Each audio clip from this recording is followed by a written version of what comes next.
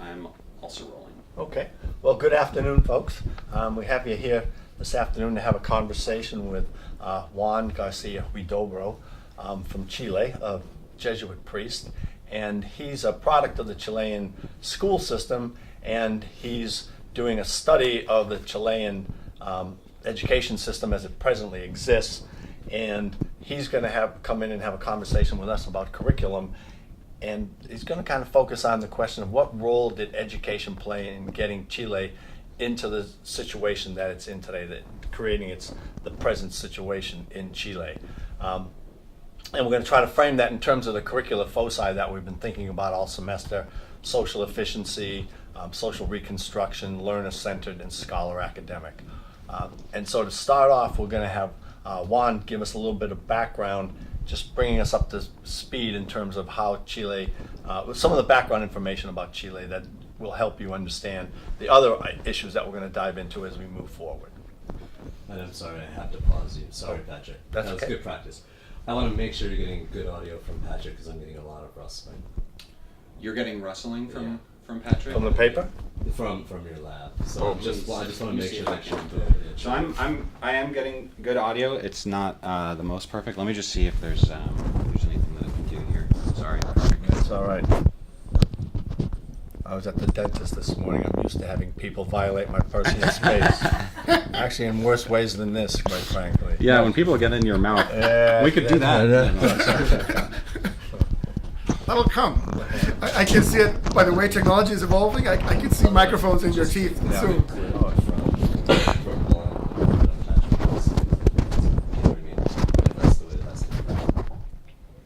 How's that? Testing. Could you move around a little bit? Lots. Yeah. Yeah. Just move it on the outside. Yeah. Yeah, I think we Probably the same is going to happen here, right? Yeah, I think you should give him your clip that doesn't look like a paper clip. Okay. And we'll trade. Yeah, we'll trade. Sorry to stop you a little. That's okay. It's better to stop us now. Yeah. Then in the end say you guys got to do it all over. I can help you with that. All right. Sorry, this one's coming off? Yeah. No, No, you keep can leave that. that Keep that on exactly for where it now. is. We're Oh, just okay. trading clips. Oh, whoa. Give me that. Oh, I got you. So I'm going to take this off and put it on the outside. This comes. So we want that to look like that, which means that's going to go on the inside. This is the most creative thing I've ever done with the paper. There's a study of kids using paper clips for different things that shows that 10-year-old kids, Yeah, come up with like 80 different ways, and adults cannot come up with more than 20. Because they They used it to say that we lose creativity as we grow up. right. Well, because we think that we've learned everything already. right? Exactly. But in, So- Could you just concentrate for me? And kids Sure. are like, 1, they're always experimenting. They're always 3, trying new things. 4, 5, Much, much better. 6, 7, Hey. 8, 9, 10. Hey, Madison. I went to the wrong place. Madison works with us. She's an undergrad that works with us. Hi, Madison. Looking good. all right. Aaron, can you check to see how that is? The audio. Yeah. Oh, right. I have it on mine. Can you concentrate for me? 1, 2, 3, 4, 5, 6. We're good. Are you on auto here? There was a Yeah. lot of noise in the end there. Okay. So I'm still rolling. Oh, me too. Me too. Oh, good. Well, you got a lot of good stuff. Yeah. That's where all the best stuff You is. can put out the expanded version. The- I bet that dentist part is going to be a hit. behind the scenes. People are going to like that one. Actually, I need to level my camera. Is your camera level?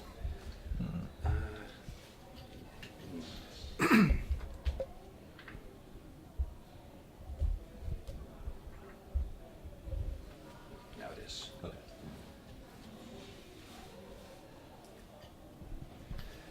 Okay, I think we are ready. All right. Okay. Go There you ahead. go. All right. Well, good afternoon, everyone. We're here this afternoon and having a conversation with Juan Garcia Huidobro. about curriculum development and its impact on the country of Chile. Juan grew up in Chile and is a product of the school system. He's been a graduate student at Boston College, and that's how I've come to know him. He's also a Jesuit priest, and he's going to give us some idea for the role that education has played in bringing Chile to the state where it is today, having begun as a colonized nation and moving into modern times as one of the highest scoring, or the highest scoring Latin American school on the PISA exam, which is a international exam that ranks quite a few prominent national countries throughout the world. Thank you very much for the invitation, Pat. I'm glad to be here. As you were saying, I'm Chilean. I lived most of my life over there. I went to elementary and high school in Chile. I'm the oldest of a large family, so a large part of my education comes from family as well. Then I studied engineering in Chile too, and I entered the Jesuits. This was in 2002. As part of my Jesuit training, I worked in 3 schools. So that's where actually I became familiar with the educational profession, and I began to taught and began to gain love for this. I've worked in schools for 8 years in these 3 different places. And because of experiences that I had there and because of things that those schools made me think, I thought that would be important to dig deeper into some of the topics, and that brought me here to study a PhD and know all nice people at Lynch like you. So I know you started your dissertation research. Do you want to just give a little description about what that is? Because that's going to give us some frame what we'll talk a little bit about as we move forward here. Sure. And actually it has to do with that snippet of a biography that I gave you. I'm studying 4 schools, so my dissertation is a multiple case study. And these are schools that are doing structural innovations, so curriculum innovations distinct from pedagogical innovations. These are not schools that are changing a way in which one teacher teaches differently in a classroom. This is whole school change that changes the structure of the classrooms or brings in new subjects that are not common. And the whole goal of this is that I see by experience first, and then the literature also says it, is that we are experiencing a larger crisis in terms of what education will be. You can see youth very uncomfortable, bored in classrooms. You can see on the other side people from the economic side saying that what schools are teaching is not going to be what we need kids to learn for the coming decades. So from different angles, you see people saying, high schools are not. So I want to study 4 schools that embark themselves in changes counterculturally to learn from them for what we will probably need in the coming decades. Okay, so that's what we're looking at now. So think about the history of your country and some of the factors that have shaped the educational system being what it has been and the changes in leadership and whatnot over time, as well as aspects of the U.S. involvement, including by the CIA in Chile. Although it may not have shaped that much about the education system, it certainly was involved in the politics of Chile. Sure. First, some context about Chile, thinking that people who may be watching this audio are not necessarily familiar with the country. Chile is a small, long country in the corner of South America, in the bottom corner. We are now 17 million people, so I guess it's equivalent to New England in a sense, in terms of population. And most of the population is in the center of the country, because most of the north is desert, most of the south is glaciers and islands that are isolated. Socioeconomically, the country is the country with the highest GDP in Latin America, which makes it equivalent to Eastern Europe.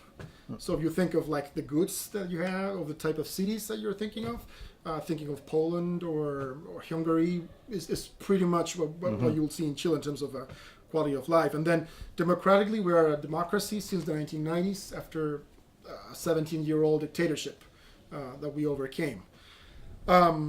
Now getting into your question about the educational system and its shape, just let me give some little features of the system that may help people to understand its shape. We have mandatory pre-K to 12 education. So actually preschool is offered by the system, and it's free and it's mandatory.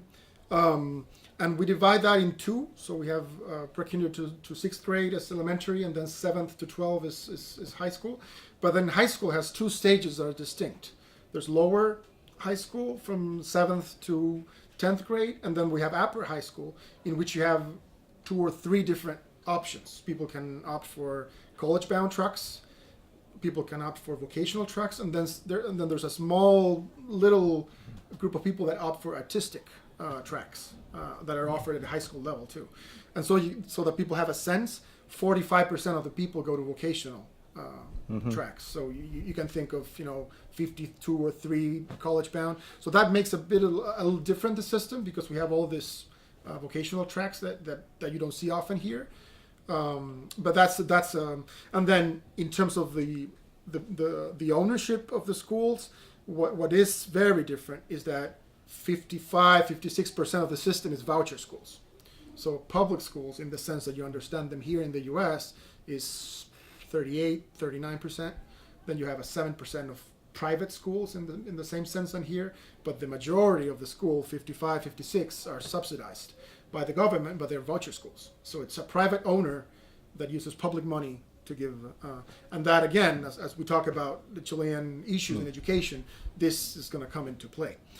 Thinking historically of your question, I would say it's important to know that the large majority of the 20th century was basically enlarging the system so that it reached the majority of the population. So that people have a sense, think in the 1950s, probably 10% of youth between 15 and 18 years went to high school. So it was a very elitist thing. And the system grew from the 1960s to the end of the 80s or beginning of the 90s to receive 90% of the population. So actually the second decade, especially at the high school level, which is the level of my expertise, the system grew to receive the population. Now this was built on very different influences. So I would say until the Second World War, the main cultural influences that we had were German and French. So on that extent, the basis of education in Chile are European. That's why probably we have those vocational tracks that you don't have here. Those are very prominent in Germany and in other European countries.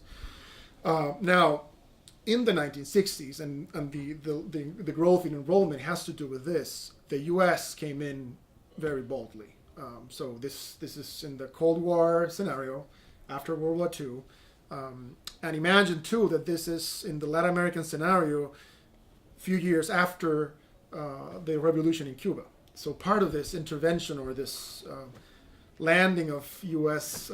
Technicians and aides and policy making had to do with fear that more communist or socialist regimes would come democratically to be elected in Latin America. So part of the intervention was a lot of U.S. people entering, ministries and middle-level technical, saying we have to raise the educational level of the country so that they don't want to vote for communist or socialist regimes that are offering a way out of poverty or inequity. Was this characterized as a democratic process? Were people welcoming this and seeing this as a real opportunity throughout this time period as enrollments in public education increased? Absolutely, yeah. And actually, this is, definitely. I mean, it was the country. In a political sense, I would say there was an agreement about enlarging the enrollments in the country, so that most people would access. And I would say the U.S. offered the technical skills to do that, and that has to do with all, you're calling in your core social efficiency paradigm. Well, what I think that paradigm did for the country was, building up schools very rapidly in many cities and in many corners of our cities for people to get in.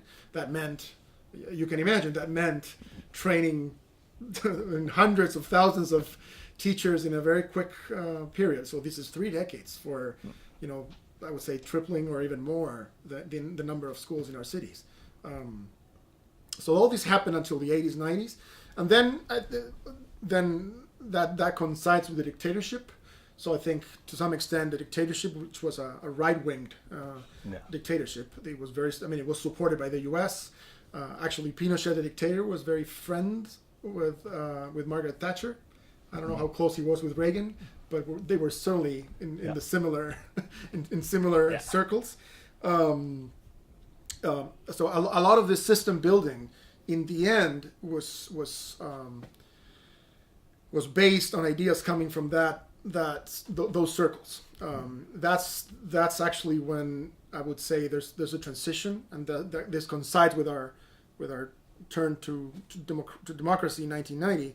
But I think the dictator, in the end, actually, there's the last law he issued as a dictator the day before transition to democracy was the educational law that stayed in until 2009, in which he set the rules for the educational system, the voucher system, and all things like that, framed the whole conversation in democracy for at least 10 years.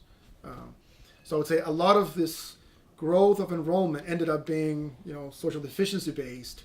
I would say, in the end, the standards movement that was backed up by the U.S. and the U.K. in those times, 80s and 90s. Chile got a lot of that, Yeah. and the system was ultimately built and framed around those things. So Those years. in the United States, Pinochet does not have a good reputation for the most part, and is seen as kind of a dictator and very authoritarian and all. How did people in Chile see him in terms of all? Was education enrollment still going up while he was there, and were schools still being built, and were people still getting educated and finding jobs? First, let me say something about the image of Pinochet. In Chile, he's definitely seen as a dictator too. I think that has changed too with the years. So as soon as we came out of the dictatorship and democracy started, we were divided. So some would have seen him as a savior from communism. The majority did not. That's why the majority voted him out. But I think that with time, so I would say today, 20 or 30 years after, the large majority of the population would agree that he was a dictator, partly because the violations of human rights were not as overt back then, but now in democracy we've seen them, we've studied them, and we know how crazy the measures that were taken at that time were. So a lot of people that in the beginning supported Pinochet now would not.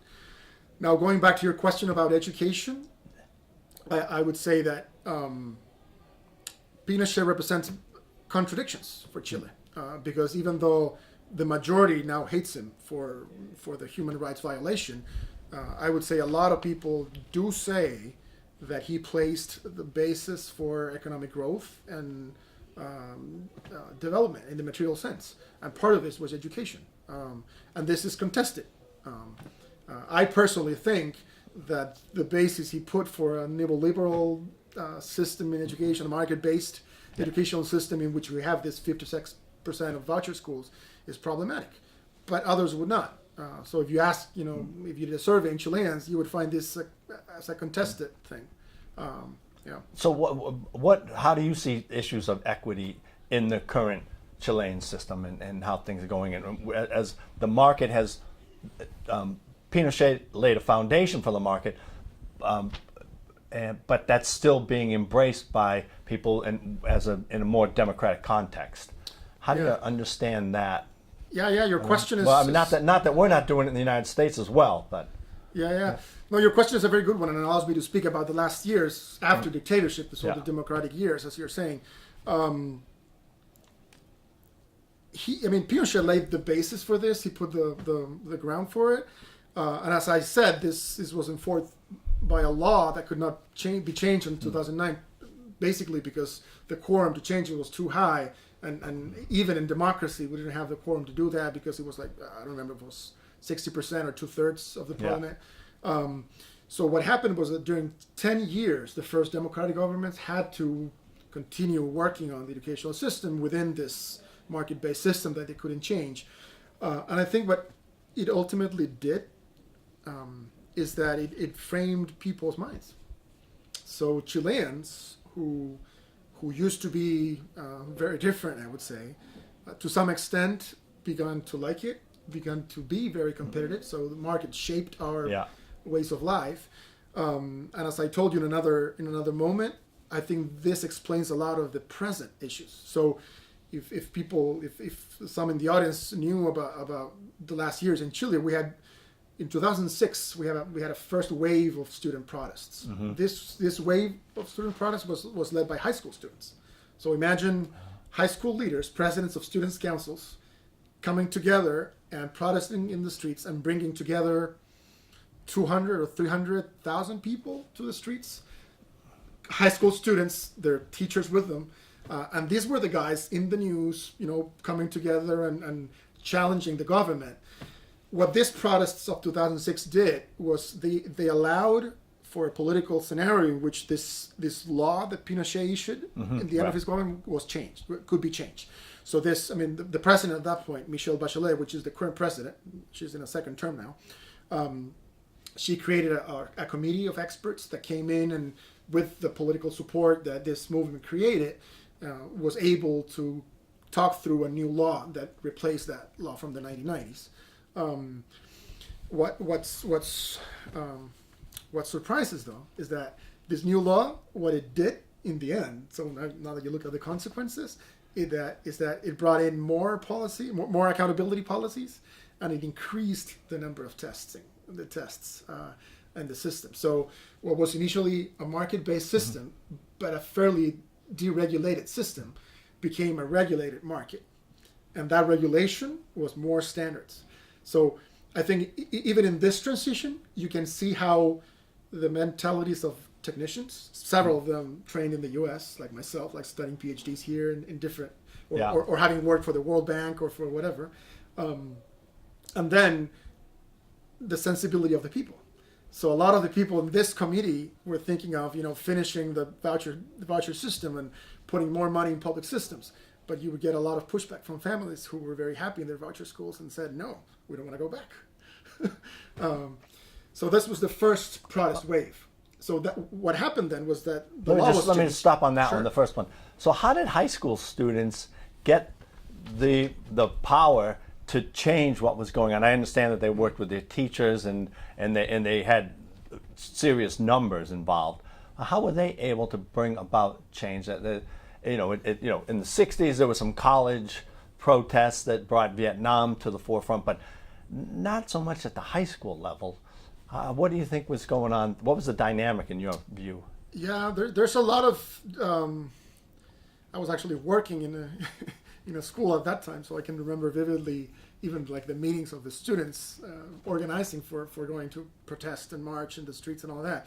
But I think that the largest thing was that this market system, and this goes beyond the educational system, has made Chile grow as a whole, but it also has made inequities grow. So even though the country's better as a whole and the average incomes are better, the distance between the rich and the poor has grown larger. And of course, the educational system is where, you can see that in the educational system probably better than in anything else. So if you go to a high-class school, and a very poor school, you'll see it could be different countries. How about in your study? I think people just got pissed off out of this, and this accumulated, and it reached a point in which there was enough anger accumulated, and at the same time, the right leaders were in the right position, and they were connected in the right way, and it sparked. So there's a generation of leaders there that actually are into politics right now that made it possible. I would say that it's a combination of all these different factors. Inequities, leaders, the right moment. And so what they were protesting for, actually, they didn't get, that wasn't realized. What was realized was a return to the more neoliberal policies that they had been experiencing. Well, that brings us to a conversation that I think could matter more directly for people in the U.S. in the sense that the flag was equity, right? Now, I tend to think that today, equity is a flag of every political side. Okay. And this is true over here, too. You get people who say social justice, but then you have very right-wing people claiming for more markets that they say that expansion of the markets is actually the best way to do justice. So what happened is not so different from what happened here with No Child Left Behind. A bipartisan agreement that equity meant raising standards and holding everybody accountable for the standards, and there you go. And suddenly, even though equity is the flag, you have a law and multiple different offices and policy tools enforcing that law that worsen the problem. So the logic of this strategy supersedes the outcomes, and the outcomes aren't really apparent to people. I mean, in the United States, that's easily done because it's a suburban-urban dichotomy oftentimes that goes on, and there's no connection between the two of those. So there's not many opportunities in the United States for someone to say, what an inequitable situation we have here. Just look at the condition of the schools that these kids are going to in an urban center, and then look out in the suburbs and look at the quality of schools that people are attending there, and then look at the student populations. Is it a comparable segregation that allows people to ignore what others might see as issues of equity? Yeah, well, yeah, definitely comparable. But I would say too that because Chile is centralized as a system, so we have a Ministry of Education, a national ministry that issues policies that affect everyone. Yeah. And the curriculum is mandatory even for private schools. So if you have a school in Chile, right. whatever kind the school it is, curriculum is mandatory for you. Because the provision of education is understood as a responsibility of the government. Nobody can offer education if it's not under the standards issued by the country. So because of this, I think inequities become more overt because testing is mandatory. A lot of people study the results in the testing, and these results, because they're centralized, include every school in the country. So it's very easy to see the inequities in the results, in the incomes of the families, in the distribution, in the geographic distributions, and you'll see. I mean, there's tons of research that show this in different ways, even like mapping the schools with different. So you can see like the geographic segregation associated to all these things. So yeah, this is very like a common conversation. So you selected 4 schools for your study. How do they figure into this overall, distribution of opportunity and lack of opportunity and equitable outcomes and inequitable outcomes? How do you see it? I mean, or did you select those that you think are generating equitable outcomes? That's a good question. My research question doesn't have to do necessarily with inequity. Okay. In the same sense that that we were discussing before. But it definitely touches on the issue because I choose 4 schools. One is a high-class school, one is a middle-class school, one is a lower-class school, and the 4th one is a lower-middle-class one.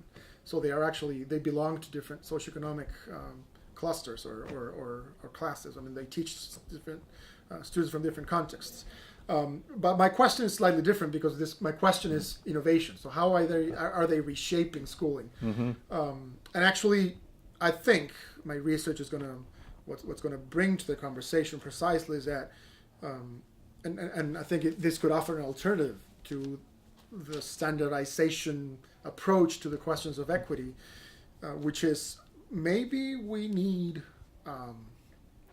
minimums of proficiency in certain things, but then we need diverse systems. So I'm studying a school that attends indigenous populations. And my sense, just by knowing the school, is that the school doesn't aim at the same goals that the high-class school aims.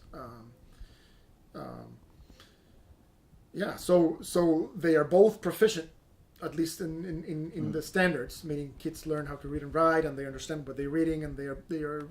But the indigenous school is not aiming at teaching students, 3 languages for preparing them for a global world. It's aiming at giving them a better sense of their home culture that the high-class school doesn't care about. So maybe I could share a little bit more about the 4 schools so people have a sense of it. But it's one of them is this high-class school that I was telling you before is trying to imitate high-tech high in which is a popular charter school structure here. But it's a technological project-based school thinking of classical 21st century discourse in terms of preparing creative, collaborative kits for the new job market that's going to come, and automatization that's going to take all our jobs, and that kind of discourse. Not for priests, it's not gonna. What? It's not gonna do it for priests. Don't worry, you still got that. It may throw us out of the market. But then there's the indigenous school, and the main goal of this school is, educating kids that have proficiency in the basic skills to go out and be successful but to do so with a conscience of their home culture, so that this culture is not lost. Actually, it's very interesting how they are working out the fusion of indigenous culture and modern culture. So how they teach kids to be Mapuche, that's the name of this indigenous group, in a modern urban context, which is problematic. But they're aiming at doing that. That is very different from this other high-tech, techie thing. Then two other schools. One of them is an experiential-based school. It's trying to build an institution in which a Boy Scouts or Girl Scouts pedagogy can become institutionalized as a school system. So it's very experiential. Kids do a lot of things out of the building. And then the fourth one is a public school that is offering multiple opportunities. So this is the largest, actually, of the high schools that I'm studying. And this high school offers 8 different tracks for students to choose, 4 vocational, 4 college-bound. Kids can choose. I mean, they have an enormous, and that's not common in Chilean schools. So these schools are innovating in different ways.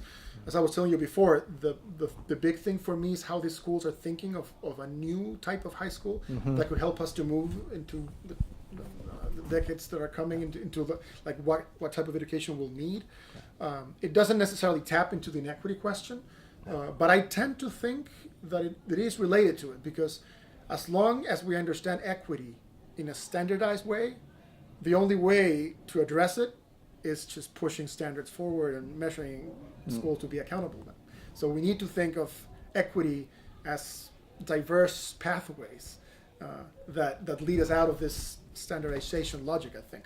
So I think my study is going to offer some alternatives for that. So does the Mapuchean experience point to some of those issues, the identity that the students are embracing is a Mapuchean identity, but one that can survive and thrive in the 21st century, and then is high-tech high, creating this 21st century identity, high-tech, mobile, high technology everywhere. And are they both sort of doing the same thing on some level, and one's doing it with their indigenous beliefs and culture, and the other's doing it with the cultures of the 21st century? They're definitely, both of them are definitely moving towards future-like or future-ish questions. They're both thinking of what kind of education we need for the future. They're giving different answers to that question. And I would actually say that this connects to your course and curriculum, because I think one of the big as equity and questions about equality have become predominant in educational conversations. I think the curriculum question, the question of what should be taught and what should kids learn, and what should we equip them with, for the future, has become lost. And the standards-based system that we have is the best sign of how that question got lost. So I think these two schools are addressing these questions, but at the same time, they show the problematic questions that are the core curriculum questions at present. A lot of people think that preparing kids for the future economic needs is the thing that we need to do. I think what the Mapuche school is saying is, on the side of working, kids are going to need to have skills for various other things. Kids are going to need to work on their identity. Kids are going to need to belong to communities that give them meaning and purpose, in which they can feel good and grow as people. I don't think the 21st century skills discourses are concerned for that, which I see as one of the big concerns for curriculum and for schooling in the coming decades. So this is not to say that we have to choose.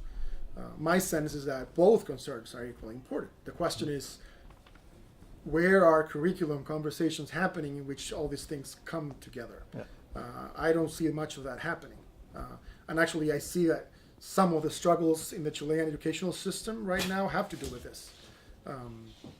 Because the market-based system made economic questions that relate to competition and you know, getting more income in life, and that is related to college entrance and all that, the core questions, when I tend to think that in the future, those may not be the core questions. Where do you see them shifting to? Well, I was telling you before that a lot of studies in curriculum issues worldwide are showing that we are moving towards more homogeneous curriculum across the world. So curriculum in Africa, Asia, and the United States is becoming more and more the same. Kids are having even the same hours of math a week in their schools and so forth. History is becoming more and more international history, so we're tending to even learn the same events and same historians. And this is just to say that this homogenization process is making people think of, you know, I need some of my local stuff. I need to defend my, I think part of what you see in the political scene in the United States has to do with this larger processes, and there's a lot of backlash to globalization movements. But I tend to think that globalization, I mean, has come to stay, meaning we're going to move towards those more homogenizing places, or I mean, that trend is going to continue to move forward. So I think schools will need to tackle other questions that are not tackling right now. So I tend to think that, and this is where my dissertation will go, hopefully, we need to think of a broader understanding of innovation. Innovation cannot be just bringing more technology to the school and making schools more efficient for the needs of the work. Innovation has to do with preparing people for whatever lives we're going to have to lead. And when you think about these schools and the homogenization in the curriculum, do you think people, to what degree do you think people are motivated by fear?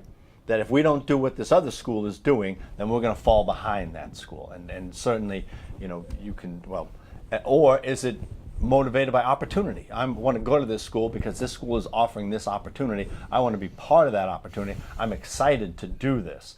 And certainly in the United States, there's increased sort of psychological dissonance for lots of students in the 21st century, trying to balance all the demands that they're getting and all the things that they need to do and everything they need to have in order to be prepared for college. And on some level, that could be understood more as fear than opportunity for them. And I wonder if how that might translate into the Chilean context. Yeah, I think it's not so different in that sense, and I think that's part of this this homogenization that's happening has made these problems shared across the board and across countries. I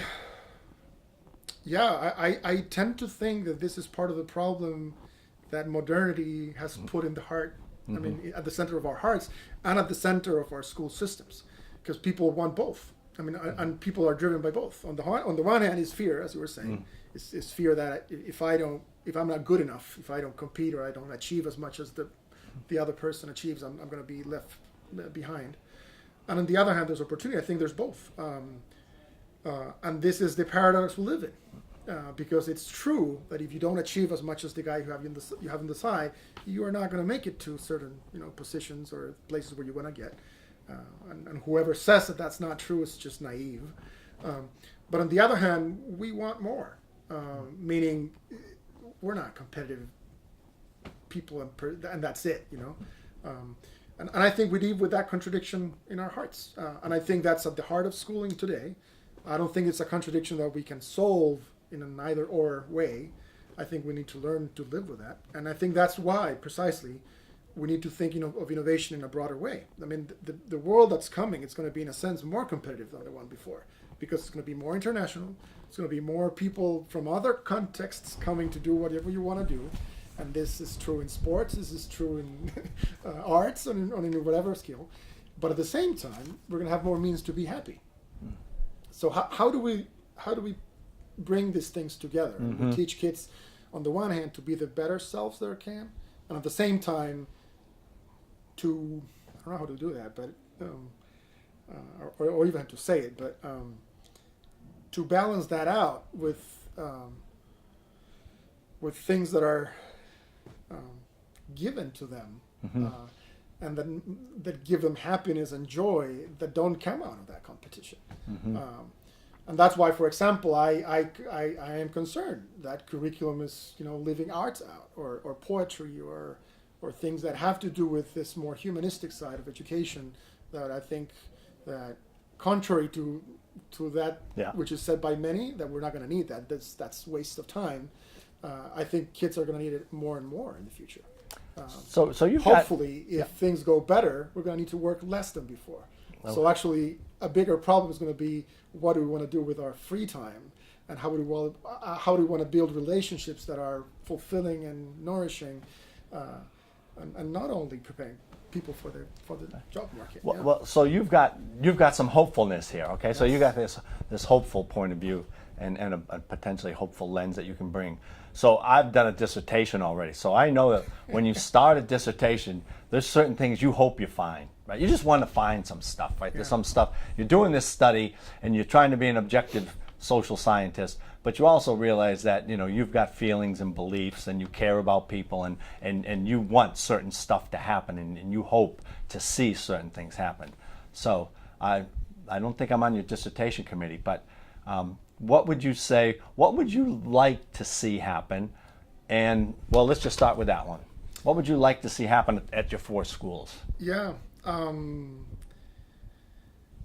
that's a very good question, and I have hopefully a good answer. I chose these 4 schools, which are, as you can see, very different. I mean, to some extent, some could think, why are you grouping this kind of schools? Precisely what I want to do, or I hope will come out of this, is this richer understanding of how we need to think of the goals of schooling. So if the world that's going to come is more complex, then we need more complex perspectives on what schools should do, and how schools should be organized, and how schools should be run in order to achieve these different goals. So just to give you a snippet of this, when I went to this high school, this high-class high school, this very techy school that's preparing globalized students through project-based learning and all that, the owner of the school, this is a private school, asked me, so which are the other 3 schools in the sample? Because she heard me speak about the project and 4 schools, and she had a sense that her school was like the top of the cream of the cream of the schools, and so she didn't say it, but I could sense in her question something like, which other 3 schools are you going to compare me with? And I spoke to her about the schools, and then she said she was intrigued, because she didn't expect the other schools to be middle and low class schools. She was like, and what do you expect to come out of this? Same question. And I said to her, well, for example, I see your school very concerned about preparing schools for globalization, and they learn multiple languages and technical skills and all that. But I see the Mapuche school concerned with kids being proud of their culture. That's a very different goal that I don't see in your kids. So I can see that the Mapuche kids may not be the international entrepreneurs you're preparing in your school, but they may be happy, fathers, mothers, or family people that are proud of their heritage and can live happily with that. And I don't see that this is of any of your concern. And she was like silent for some minutes, and then she said, this is very interesting. And she said to me, this is the first time someone makes me think that you're right. I'm not addressing any of these things. And she said, what's even worse is that because these kids are high-class kids, I don't have any heritage to which to go to other than I'm a high-class person that's being prepared for power. So to some extent, she didn't say it this way, but I was saying in her words, I am avoiding this question because I have no way to tackle it because of the social dynamics in which we're playing. And I have to play the powerful. I would hope that this study brings to the fore all these messy questions. So I don't want to put a critique on the high-class school because they're doing the better they can. I just want to show how all these very complex things are at play today. We need kids with all these international skills, and but if that's going to be it, that's very poor education. So we need the same kids to have a sense of where they come from, and if that means accepting that they are high class students that are disconnected from a large majority of their country, well, then that has to be a part of their education, because it's important to address it in order to become better people. So I expect the study to show a very complex map on these things that helps us later to think of what kinds of schools do we need, and how schools in different contexts need to address these things in a different way. Yeah. Okay. I think we're in pretty good shape. Is there anything you want to talk about that we haven't touched on that you think is important? I mean, we talked about, social justice wasn't really explicit here, but it's certainly implicit in lots of what you said in issues of equity. And we talked about the research that you're going to be doing. The one thing I would say, maybe, and this is like the concern at the center of my heart, in this sense, is that I tend to think that in educational debates and discussions, and the curriculum question has been forgotten. I was telling you before that I have the sense that on the one hand we have people like cheering for assessment, and some do it for the sake of equity, others don't. But we have one group of people cheering here, and then other people are cheering for teachers. But within this framing, teachers tend to be workers that are supposed to be good at teaching what's given. But the question of what should we teach, which is the question in between, that is the question that actually tells us which are the standards and tells teachers what should be taught, is a question that we rarely address. I think that mostly is assumed as a given. It's assumed, so parents assume 90% of what schools should teach to their kids, and maybe there's a question of 10% and decide.